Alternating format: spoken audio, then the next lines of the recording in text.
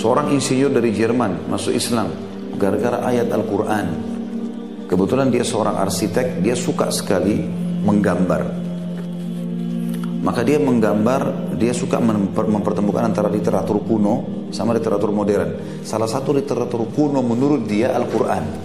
Karena dianggap kitab suci umat Islam sudah 1400 tahun. Dia sering lihat masalah arsitektur berhubungan dengan bidang dia. Arsitektur dia selalu telusuri, lihat bangunan-bangunan seperti tentang Fir'aun, ada piramida, ada kaum Samud, ada kaum Ad, kaumnya Nabi Saleh, kaumnya Nabi Hud. Banyak diceritakan tentang bangunan.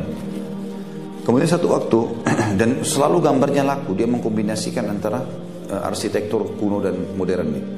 Satu waktu, dia cuma mencari dalam Al-Quran, dia penasaran pengen cari bangunan masa depan. Ada nggak bangunan masa depan? Dicari-cari sama dia, ditemukan tentang surga.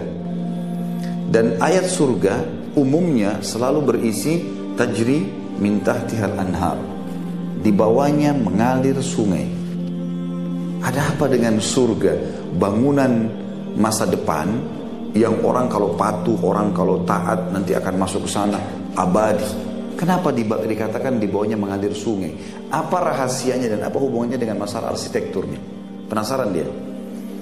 Dan ini penyebab dia masuk Islam. Akhirnya dia coba membangun rumah dari tanah dia yang kosong. Semua dibuat seleks mungkin. Mirip dengan rumah dia yang ada sekarang karena dia orang kaya. Hanya bedanya lantainya diganti jadi kaca.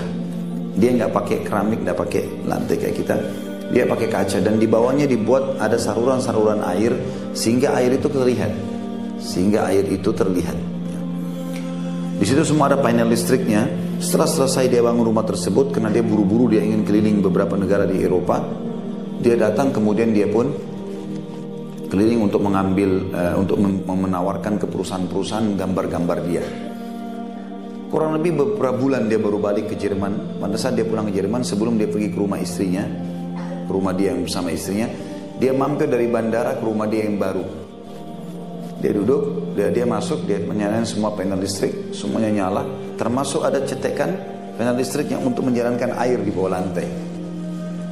Dia cerita tentang masuk Islam, yang dia bilang tiba-tiba saya duduk di sofa, dalam 5 menit semua penat saya hilang, semua capek saya hilang.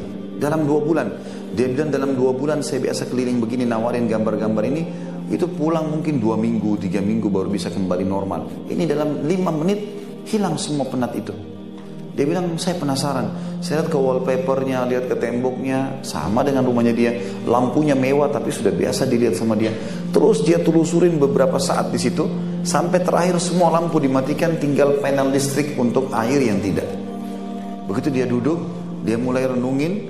Dan ini penelitian dia yang terakhir, karena semua sudah dicek. Ini warna biasa saja, ini biasa saja. Terakhir tinggal suara air, dia duduk, dia rasakan ketenangan jiwa kayak tadi waktu awal. Maka di sini dia ucapkan kalimat, teman-teman sekalian, Allah SWT berikan hidayah. Dia mengatakan, oh ini rahasianya.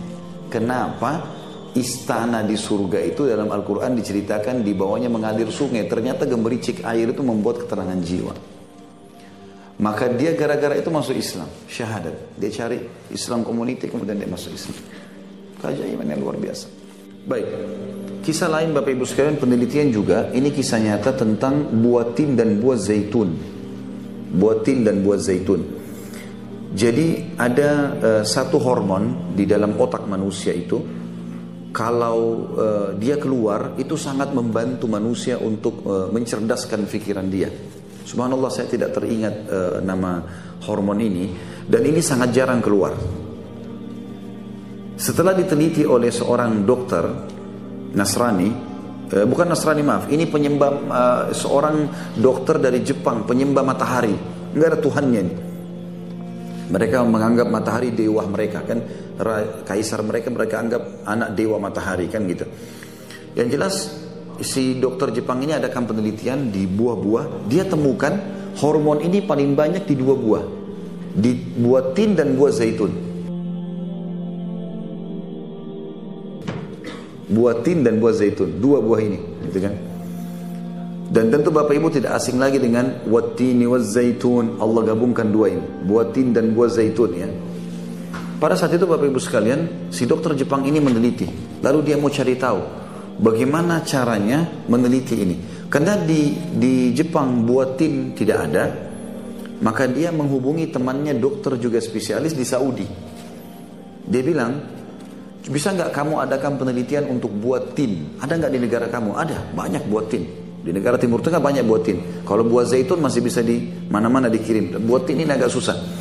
Lalu kemudian kata dia, baiklah, coba adakan penelitian. Saya mau tahu kenapa 2 buah ini saja yang paling banyak hormon itu. Dan ini dibutuhkan oleh manusia. Artinya dianjurkan untuk dikonsumsi. Si dokter muslim ini meneliti, tidak ada niatnya untuk mengajak masuk Islam si dokter Jepang tadi ini. Dia mengadakan penelitian, betul ditemukan ya, hormon ini paling banyak di 2 buah ini. Dan dia coba kombinasikan antara 1 zaitun dengan 1 tin, dikombinasikan, ternyata hasilnya lebih efektif. Dia coba kombinasi sampai dia temukan. Jadi dia coba baca dalam surah ya, menjelaskan wattini wa zaitun. Dia teliti wattini wa zaitun satu-satu. Tapi dia coba teliti dalam Al-Quran, ternyata kalimat zaitun itu diulangi 6 kali, 6 atau 7 kali dalam Al-Quran. Buatin diulangi 1 kali saja. Maka dia coba gabungkan itu, dikolaborasikan lagi. 1 buatin di blender dan dicampur dengan 7 buah zaitun. Ditemukan hasilnya maksimal sampai hormon itu mencapai nilai 100%. Kalau dengan jumlah ini, maka si muslim ini yang dari Saudi telepon temannya dari Jepang. Saya sudah teliti ini dan saya sendiri merasa keajaiban yang luar biasa, dia bilang, karena saya temukan ini dalam Al-Quran ada. Disebutkan surahnya ini dan seterusnya. Dan ternyata dalam Al-Quran disebutkan buah zaitunnya 6 atau 7 kali dan buatin 1 kali. Dan saya sudah kolaborasikan ini, saya sudah pertemukan. Dan saya temukan hasilnya maksimal, bisa sampai 100%.